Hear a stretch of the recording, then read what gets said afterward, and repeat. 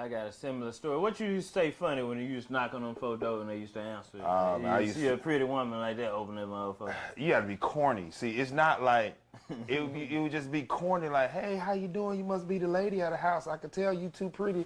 You're stupid little shit like that. You know what I'm saying? I can't even remember what my spiel was. Okay. I had a whole spiel, but I used to run down the whole like list of cleaners and shit. I'd be like, you buy this cleaner right here, and it's gonna replace all your household products like Windex, Cinch, Glass Plus, Love My Carpet, Hate My Carpet, Shower Eye, Easy Out, Speak and Span, Mop and Glow, Jet Dry, Clothes, Morning Bleach, Agent Amway, Super Green, Mean Green, Do It All, Pump It All, Bucket Tire, Move It, Tire Cleaner, Oil Cleaner, Shoe Cleaner, Doorknob Cleaner, and your brass cleaner too. Pretty cool, huh? You like it?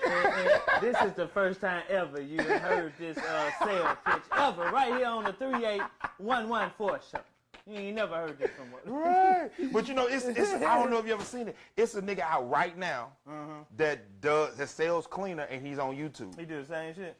Same type of stuff. He sell cleaner, he go to the door, a black dude, real skinny. He be all over. He got videos on there, people recording him and they post the shit. Oh, for real? Yeah, same type of shit. I was like, man, I used to do that shit 20 years ago, man. 20 years ago. 20 years ago, man. Made a living. But he killing it, you know what I mean? So I didn't even know people still do door to sales. Not in this day and age. Okay, so you started watching Burning Mac. Let me tell you this, Kings of Comedy, I think that birthed a lot of comedians because before I was a comedian, me and my homeboy went to the movie theaters in Memphis. We first started drinking. We went in there with a half pint of E&J, Irk and Jerk. And we was tripping. Jesus. We tripping all the way through the spec, but when Burning Mac got up that goddamn milk and cookies, me and my homeboy and I goddamn sleep. Hollering. We drunk. We drinking E&J straight in the movie theater. Hollering. But, and man, yeah. I was on the fucking flow, man. Yeah, and I ain't know no better. When I first started doing comedy, I ain't know no better. I mean, you know, you learn your ropes as you go. You know what I mean? I would get up on stage and I would basically like try to do Bernie Mac impressions, do his type of jokes, you know what I'm saying? Yeah. But I think that's a lot of where my style comes from, though, because if you notice, I'm real forceful on stage. Right. You know, like bitch, shut the fuck up. You know. I can see that demeanor now. So yeah, I think that's where a lot of my style comes because I've always watched him. You know what I mean? That very forceful. Shut the fuck up. You know what I mean? Like that's kind of how I am on stage. Mine was Richard Pryor. Okay. That was my go-to when I first started. I went Richard Pryor crazy. Watched everything. Every interview, every special, every movie. That's crazy. You try to show me some Richard Pryor. I'm like Rodney Perry tried to give me a DVD, a CD. He just bought double disc. I was like, oh, nigga, I heard all this. Right. He just named it different. I got this. I heard all of that. But okay, so they told you funny. So what actually made you like, you know what? I'm finna go up on this stage. That was it. I was watching Bernie Mac. So you say you finna go? I would literally on the I was in the movie. I was in my house watching the DVD. I was on the floor laughing. I was like, I gotta do it. This it. I want to do it. And I went to an open mic.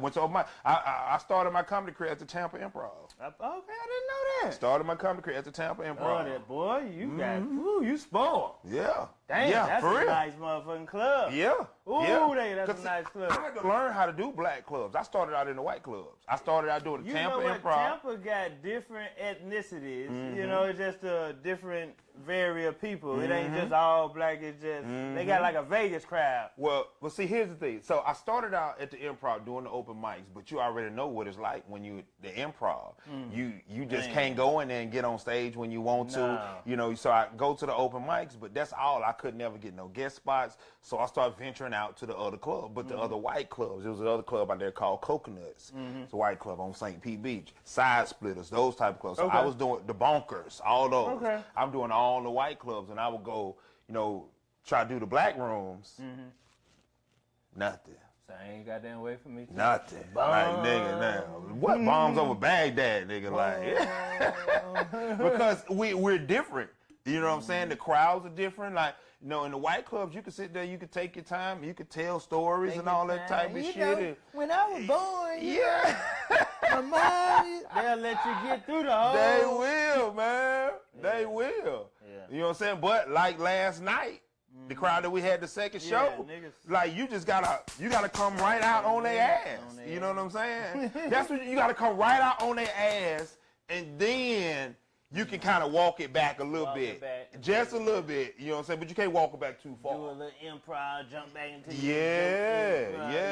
You gotta know how to maneuver through that. Yeah. Like, you know, you do different shit, man. You know, like, so, I mean, you know, working in white clubs was cool, but I started to learn, you know, I was able to, you know, learn how to formulate a joke, you know, premise, setup, punchline. I got, you know, learned all that, but then I really kind of honed in my skills in the black club. Yeah. Like once I learned, I used to go up to Orlando. You cut out some extra words out. Yup. Yeah, I cut the fat off. Yeah, trim the fat. Yeah, straight to the goddamn punchline. I tell my homeboy all the time, like, good joke, but you just trim the fat. Trim the fat. You know what I'm saying? Yeah. So I used to go up to Orlando. Back then, Lil Duval was hosting the Apollo night in Orlando at the Orlando Improv. And that's when they really used to. Woo, let me tell you, it was rough. Oh, for real? Yeah, cause it was Apollo night, so niggas be booing. Oh, yeah. But he had it so fucked up, man. Like they wouldn't boo. They would say, "Nigga, kill yourself."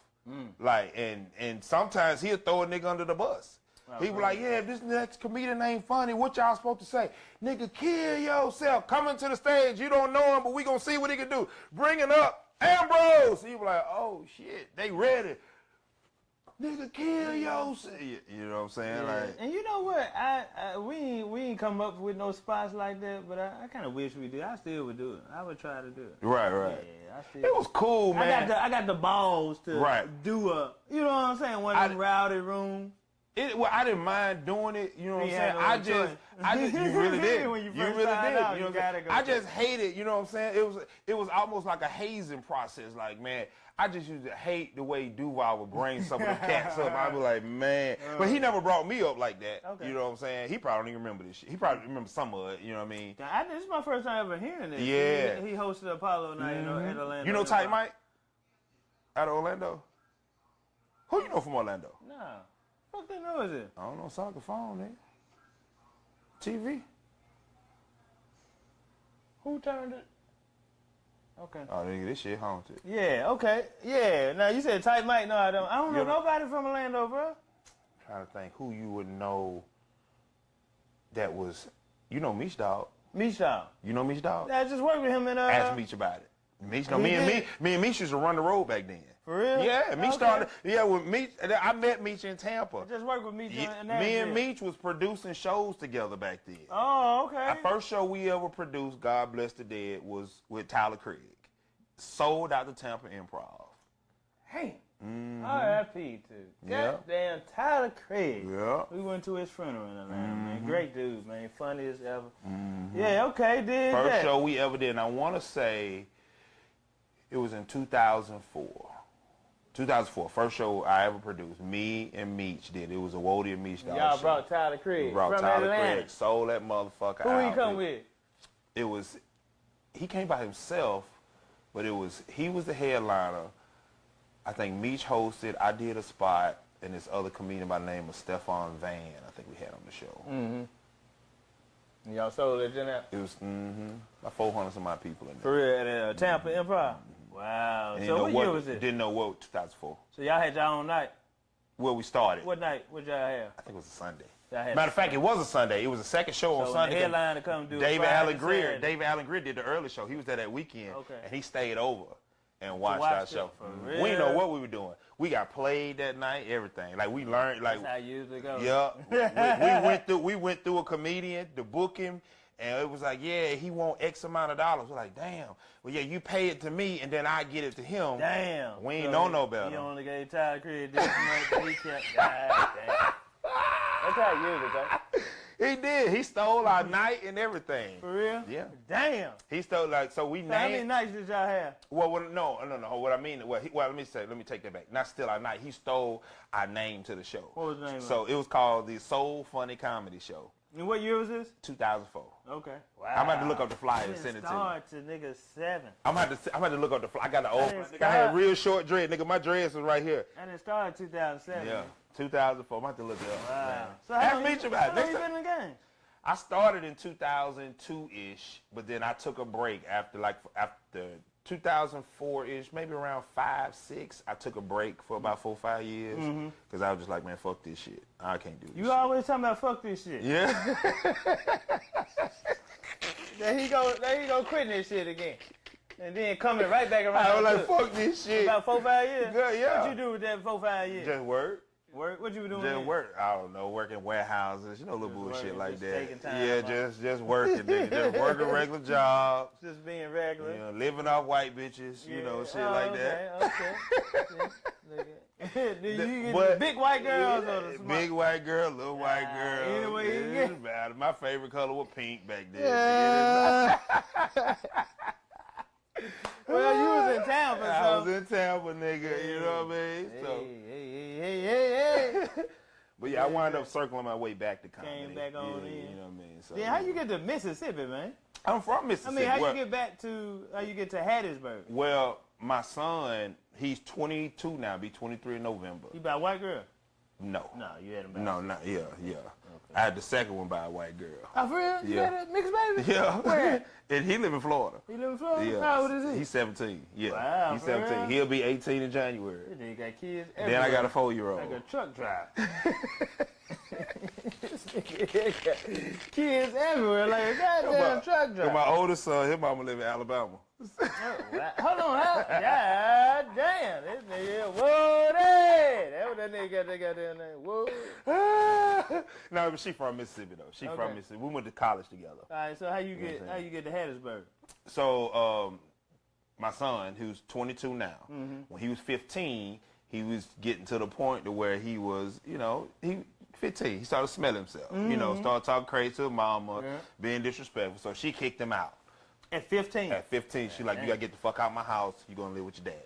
You know what I mean? That's how they usually do. Yeah, you gonna live with your daddy. Tired of, you gonna stay with your daddy. Boys in the hood, that type of situation. At first, I couldn't even get the nigga. Yeah. Now you're tired of him. I don't want the nigga. He ain't gonna listen to me. He been under your ass all day. Right. Now I gotta.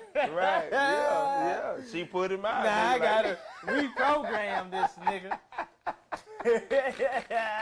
If you let me got him all alone, it wouldn't be that hard. Yeah. See, I told your ass 4 years ago, let me get him. Yeah. I can feel that time coming with my son.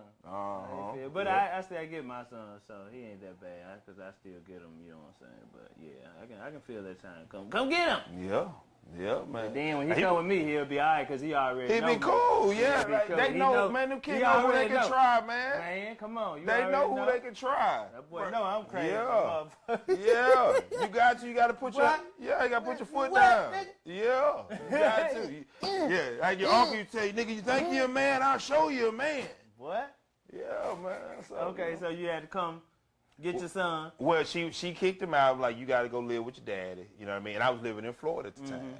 And I don't have any family in Florida. When I moved to Florida, it was just me. You know what I'm saying? So I was still on the road a lot, though. Around this time, I had actually gone full-time comedy. You know what I mean? So I was traveling like the way, Spunky be on the road. That's how I was on the road back then. So I had to figure out what I was going to do, because if he was coming to live with me at 15, I didn't have no help whenever I went on the road. That's why I moved back to Mississippi, because my sister was living in Hattiesburg. So I'm like, okay, if he come live with me, if I need to go on the road for a weekend, at least I got my sister that I can fall back on where he can go stay for the weekend or whatever. So that's how I wound up back in Hattiesburg, 2013. Man, fuck that boy. Right?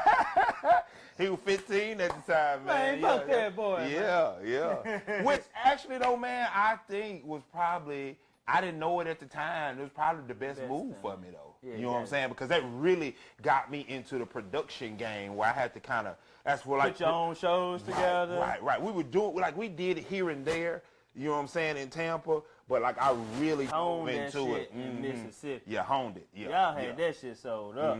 You and Pope. Yeah, man. Y'all Pope used to run comedians back and forth. Shout out to Pope, I remember that last run we had. It was me, Lou Nell, and Billy Sorrell. We did Tunica, Hattiesburg, we did and Biloxi. Tunica, Hattiesburg, and Biloxi. Yeah. And that's where I got cool with Billy Sorrell and Lou Nell there. Yeah. Right there. That weekend. Last night in Lou Nell fell in love with your ass that weekend. Man, Lou Nell. So I ain't know she from Marietta, Arkansas. Yeah. She took me on the road a couple times after that too, she? man. Yeah, we did Atlanta Comedy Theater, and then when she came to Memphis, I featured for her. But did you know What you I was say, remember, we went to the casino afterwards. She was at the table with Gam. I said, Ambrose, you doing thing? You're like, no, I just got this little $100 right here. I don't know if I'm going to sit it down or not. I think I might bet something. You're like, nah, I'm going to put it in my pocket. I'm going to keep my little $100. Yeah, I'm gone. I can't blow no show money. But you don't know. So Sunday, Billy said, hey man, what you doing tomorrow? I was like, shit, I ain't doing shit. He like, let's go to New Orleans, catch Saints game. I said, shit, okay, cool. Right. I don't be on the rush to go back to the house. No, Right. Like, okay, cool. Man, we woke up the next morning. He went on StubHub, got the tickets. Man, we make it to I drove New Orleans. My first time in New Orleans. Right. First time at an NFL game. Right. Man, when I tell you we had the fucking time of our life. He knew niggas there. We went to a club, had a good time. Then in the game, we sitting all the way at the top. This is my first NFL game. I ain't know Saints in Atlanta. I ain't know they rivals. Yeah. So just to see them fans go at each other. Oh, they were playing Atlanta? They were playing in it? Yeah. Oh, ooh, yeah, man, boy. that shit was so classic. That's like cats and dogs right there, boy. Yeah, then boy. we go to the club part of the and the homeboy who club that we went to earlier, they in there kicking it. We just, man, I'll tell you, New Orleans. Yeah. We didn't even get no room in there. We kicked it that whole night. I took Billy to the airport he had to be at the airport at 5-something, and I drove home after that. Did y'all go down to Bourbon? We went on Bourbon after that. Man, let me tell you. We went to Melba Soul Food after that. Got something to eat. We kicked it that whole night. I took him to the airport. I drove back to Memphis. Listen, as much as I